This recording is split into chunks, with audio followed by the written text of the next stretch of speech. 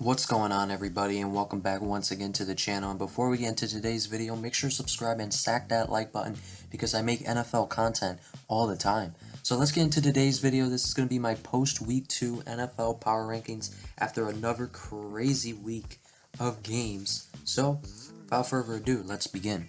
Coming in at number 32, I have the Carolina Panthers, who are now 0-2 and have lost to the Cleveland Browns and the New York Giants. Their offense has looked really bad against the Giants. Their defense kept them in that game, but really not much going well for the Panthers, and you just got to think that Matt Rule is going to be fired at some point during this season. Coming in at number 31, I have the Texans, who hung around with the Denver Broncos, but at the end of the day, they're 0-1-1 and have one of the worst rosters in the NFL. Coming in at number 30, I have the Atlanta Falcons, who almost reversed the 28-3 curse by coming back from being down 28-3, and they were down 31-25, and they had the ball past midfield, and then Marcus Mariota reminded us of why he hasn't been a starter over the last few years and threw a game-losing interception to Jalen Ramsey. Jalen Ramsey showboated, and that's who Jalen Ramsey is. When he's been sucking, he's going to start talking trash, even though all he did was intercept Marcus Mariota. So coming in at number 29, I have the Titans, who just got their ass kicked by the Buffalo Bills on Monday Night Football. I think it's time to bring in Malik Willis. Coming in at number 28, I have the Indianapolis Colts, who have been the most shockingly disappointing team to me so far this season, because I thought this team would be a dark horse playoff team to even compete with the big teams. I thought with a great running game and Jonathan Taylor, some big body receivers for Matt Ryan to get the ball to. Since Matt Ryan isn't as accurate anymore, having big body receivers helps that. Plus then he has a good defense backing him up. But yeah, it seems like it's just not going well. I mean, they got to play the two worst teams in football entering the year, in the Jaguars and the Texans, and they're sitting at 0-1-1. Yeah, they can't blame it on Carson Wentz anymore. So there's obviously something a deeper issue there with the Colts than the quarterback position. Coming in at number 27, I have the Jaguars, who won 24-0. They could easily be sitting at 2-0 right now, but they're sitting at 1-1. Things are trending in the right direction for the Jaguars. Christian Kirk is playing up to the contract they gave him to, so we'll see where it goes from there. They have as good of a shot as anybody in that shitty division of the AFC South. Coming in at number 26, I have, and by the way, I've already said every AFC South team, all four of them are 27 or lower. That's how bad that division is. Coming in at number 26, I have the Raiders, who had a massive meltdown, had a 20-0 lead in the second half before losing in overtime, 29-23. All those people who said Derek Carr, all he needs is weapons and can be an elite quarterback, I don't know where they are now, because he has a top 5 tight end, a top 3 wide receiver, maybe the best wide receiver, a good running game. So I don't know what else he needs. He threw 3 picks in week 1 along with a game-losing fumble, and now this week he threw a pass that should have been intercepted and was dropped, but then they wound up losing anyway. Derek Carr is a mediocre quarterback. Coming in at number 25, I have the Bengals, who, I'm not going to take a victory lap, but, maybe I should, because I said before the season that they were not going to make the playoffs and that they were going to go 7-10, 8-9, and I got a lot of backlash for that. Yeah, they're 0-2. Joe Burrow's been sacked through 14 games. I don't think people who thought the Bengals' offensive line was good know how football works. They thought just because the Bengals signed 2 scrub offensive linemen from other team that things were going to change and that the O-line was going to be great. No, what the Chiefs did the other year was insane, how they rebuilt that offensive line. The Bengals did not do the same thing as the Chiefs. That O-line sucks. They allowed 7 sacks in week 1, and I believe they allowed either 6 or 7 sacks in week 2. And it's not all on the offensive line. It's also on Joe Burrow. Get the ball out quicker. Stop holding the ball. And that defense is not very good. And because they held Cooper Rush and Mitchell Trubisky to 20 and 23 points, don't think they're good. Joe Burrow has now lost to Cooper Rush and Mitchell Trubisky in back-to-back weeks. Coming in at number 24, I have the Bears, who, the hype was there for a week, and now the hype will be gone for the rest of the year, losing to the Green Bay Packers. That was a touchdown, though, for Justin Fields. That was bullshit. Coming in at number 23, the Browns, who had it coming what happened to them. They had a 30-17 lead with less than a minute and a half to go. A 2-touchdown lead with less than a minute and a half to go, with no timeouts the Jets had, and the Jets scored a touchdown, recovered an onside kick, and scored another touchdown. The Browns deserved that, and their fans deserved it too.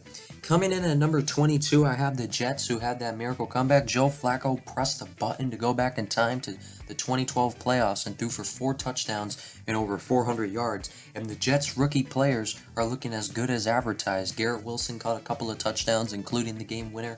Breece Hall had a good day on the ground. Sauce Gardner gave up a touchdown, but overall he played well. Jets are off. Rookies are looking good, and I think this team should rally behind Joe Flacco and move forward with him.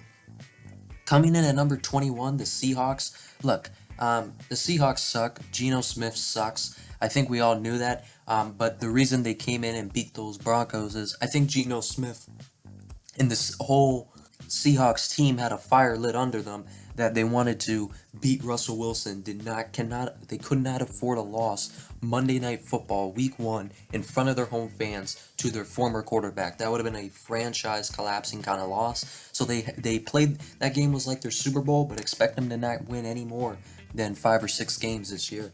Coming in at number 20, I have the Commanders, who almost kind of gave a little bit of a comeback there to the Lions. But Carson Wentz tied for most touchdown passes of any quarterback right now in the league, which, still sucks though. Coming in at number 19, I have the Cowboys, who, all these Cowboy fans are jumping on saying, you said our season was over, blah, blah, blah. I mean, relax. So yeah, on paper, with a backup quarterback, you beat the defending AFC champions. But there's a lot of asterisks in that. The Bengals are not really no one looks at the Bengals as the defending AFC champions. That's the truth. Sure, they are, but no one really looks at it that way. And the Cowboys, the issues they had last week remain the same here. The offensive line still it played well with the run, but not in pass protection. And I think it should be concerning to Cowboy fans that the offense looked a little more functional with Cooper Rush than Dak Prescott. Coming in at number 18, I have the Steelers, who had a really, really sloppy loss to the Patriots. The crowd was chanting Kenny to bring in Kenny Pickett. I think it's time. I think it's Kenny Pickett time within the next couple of weeks. I think he was the most NFL-ready quarterback in that draft class, the only one that I think is ready to start now, and I don't understand what the Steelers are doing here with Mitchell Trubisky. Coming in at number 17, I have the Lions, that their offense has looked like one of the best, and that's without wide receiver Jameson Williams, so imagine when he comes back. Jared Goff, he's having a heck of a start to his year. Coming in at number 16, I have the Patriots, who got a big win over the Steelers, a much needed win. The offense continued to struggle, but their defense was able to hold the Steelers, shut them down throughout most of the game, as they did against the Dolphins. It's just their offense was too bad. But Nelson Aguilar made a mossing grab, which was shocking. Still, he has about 99 more of those catches to do to make ground for that big contract he took from the Patriots. Coming in at number 15, I got the Broncos, who another disappointing team. But I find it funny. I don't like the Broncos, but no offense, Broncos fans. But after 2 weeks, they have 16 points in each of their games. That against any defense is not good, but against the defenses they've been playing, that is terrible. They went up against a trash Seahawks defense and an even trasher Texans defense. Now, it has a solid young secondary, so I'll give the Texans that, but that front seven was terrible. I would have thought that we would have saw Javonte Williams and Melvin Gordon take over that game. That was just not the case. Russell Wilson looked terrible. Nathaniel Hackett did not seem to be doing well calling the plays or managing the game as a whole. That's pretty shocking what's going on in Denver. I don't even know if beating the Texans 16-9 at home should count as a win. Coming in at number 14, the Saints, who, were owning Tom Brady like usual until the fourth quarter, and Tampa just exploded because, Jameis Winston, went back to old Jameis. But, I'm not going to say that, Jameis sucks now, or it's the same old Jameis. I don't think so. I think still time to right the ship. You got to remember that's a tough Buccaneers defense. Shout out though to Marshawn Lattimore and Mike Evans for being class acts during that game. Coming in at number 13, I have the Arizona Cardinals, who had a massive come from behind win, 20-0. Let me tell you something. Kyler Murray is one of the most awesome players to watch play. He's one of the most fun players to watch play. Watching him run around like a little kid behind the line of scrimmage before he fires an absolute bomb downfield. I don't know how he's able to see over that line of scrimmage, but he gets it done and made a beautiful throw to AJ Green for that 2-point conversion try to tie the game and send it to overtime.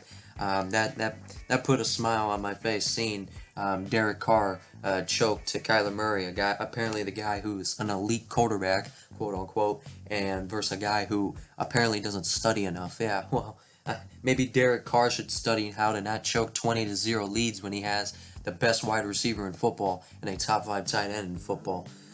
Coming in at number 12, I have the 2-0 Giants. Now, obviously this seems kind of low for a 2-0 team, but let's be honest. I don't think anybody except Daniel Jones's mom and dad think that he's going to be able to keep up this non-turnover play. I mean, he hasn't played particularly well in the first 2 games, but he hasn't played bad. He hasn't lost him the game. That's one of the differences between this Giants team and previous Giants teams in recent years. Daniel Jones is not losing them games, but he's not winning them games. But I will say this, and I said this before the season, which is why I expected the Giants to, be a little bit more competitive this year, is they finally have a competent coaching staff. They got Brian Daboll, who's a good head coach. Obviously, he was with the Bills, the offensive coordinator for the Bills. That was good. They brought in Mike Kafka, the Chiefs quarterback coach. We all know what they have there. And then with Martindale, the defensive coordinator of the Ravens, they got a good coaching staff. So that is the one bright spot for the Giants to add to 2-0. They got a big game coming up, though, against their rival, the Dallas Cowboys, on Monday Night Football. Coming in at number 11, I have the Packers, who got back on track over a big win, a much-needed win against the Chicago Bears. But, Aaron Rodgers is going to take a trip to see his dad in Tampa next week, so be prepared for another meltdown for the Packers. Coming in at number 10, I got the Minnesota Vikings, who, the Minnesota Vikings, after a staggering Week 1 win that was just so impressive, they had almost a basically just as disappointing Week 2 loss to the Eagles. I picked the Eagles to win that game, but I did not think it would be in dominant fashion. Kirk Cousins is notorious for sucking major ass in primetime games, and he did not disappoint in this one. But I will say this, his receivers were not helping him out. And how the hell was Darius Slay locking up Justin Jefferson? That just is beyond fathomable. Coming in at number 9, a team that skyrocketed in my rankings and probably in a lot of other rankings, the San Francisco 49ers. They got a big win to get to 1-1. They beat their division rival Seahawks. The big news is Trey Lance out for the year to postpone the Trey Lance era even more so. But it's Jimmy G time, a guy who led them to a Super Bowl in 2019 and led them to an NFC championship just last year. Kyle Shanahan's record with and without Jimmy G say it all. But the 49ers almost deserve to not have Garoppolo right now and have Brock Purdy starting games. Coming in at number 8, I have the Rams, the defending Super Bowl champions, who got their first win of the season. They almost choked a 28-3 lead to the to the Falcons, and if they would have lost that game, I think the roofs would be falling in SoFi Stadium, because that would have been bad. But they hold on to the win. Their defense really does not look good when you allow that much points in the second half against the Atlanta Falcons. I know they got a block punt and they got a safety, but come on. Coming in at number 7, I got the Ravens, who had a fourth quarter meltdown against the Miami Dolphins. They had a 35-14 lead, and they managed to lose the game and let Tua Tagovailoa, some like to call him Tua turn the ball over, throw 4 touchdowns in that game. Look, Tua is definitely looking great right now. 6 touchdowns, 2 interceptions, over 400 yards. Tyreek Hill and Jalen Waddle, arguably the number 1 and number 2 fastest players in the NFL, had a big day. I mean, that was an impressive victory for the Dolphins, and they got a big one coming up against the Bills. I think the Dolphins are for real heading into next week. Coming in at number 5, the highest non 2-0 team I have, the Chargers, who lost. and dropped to 1-1.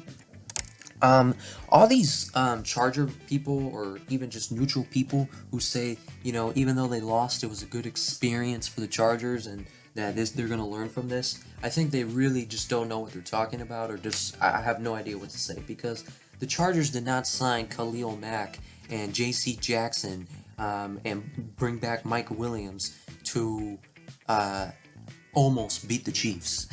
that was not the purpose of this. This isn't about having a learning experience for down the road. This was supposed to be the year where they would win these big games, and they still could not beat the Chiefs. So don't let people saying it's a good loss for them fool you.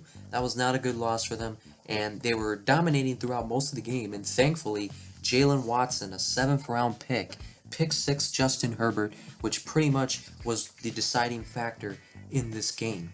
Coming in at number 4, I have the Philadelphia Eagles. I'll be honest, before the season, I thought the Eagles were going to be good. They have a young, talented roster, but I didn't think they would be this good. I didn't buy into the hype like this. I mean, A.J. Brown has taken it on to a whole new level.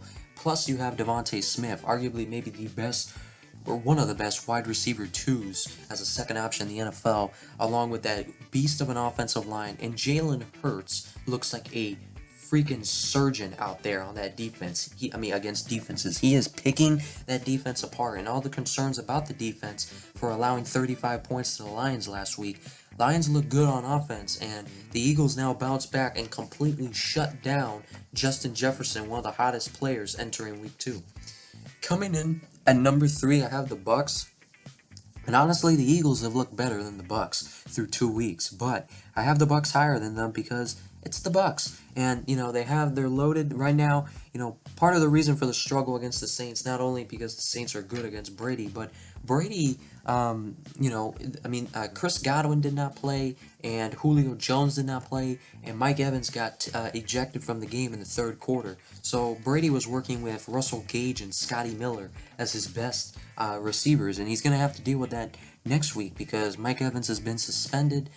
Chris Godwin, I don't think will play, and Julio Jones will probably not play, but they signed Cole Beasley. I don't know what Cole Beasley has left. Cole Beasley, still a free agent in week 2 for a reason, but we'll see where that goes. Coming in at number 2, I got the Bills, who got a blowout win over the team that's been a tough matchup for them, the Titans. They completely shut down Derrick Henry, and they made Ryan Tannehill have to exit the game due to just sucking so bad. But I still don't buy into the Bills as the best team in the NFL right now because they still haven't proven it against one particular team. Coming in at number 1, I got the Kansas City Chiefs, who are sitting at 2-0. Hey, people who want to say that the Chiefs weren't going to win that division, I mean, yeah, they're sitting at 2-0, and the Broncos are at 1-1. The Raiders are at 0-2, and they just beat the Chargers. The Chiefs are better than they've ever been before offensively. They're balancing the ball around more, and that defense is younger and faster than it's ever been. Too bad the NFL had to hit Willie Gay Jr. with a 4-game suspension for something that happened 2 years ago, while Mike Evans, who literally tried to assault somebody on the field in front of everybody, only got 1 game, but I digress. But anyway, I think the Chiefs are the best team in football right now, and until the Bills prove they can beat them, which they're not going to, the Chiefs are the best. Comment down below what you guys think about all this, and other than that, I'll see you guys next time.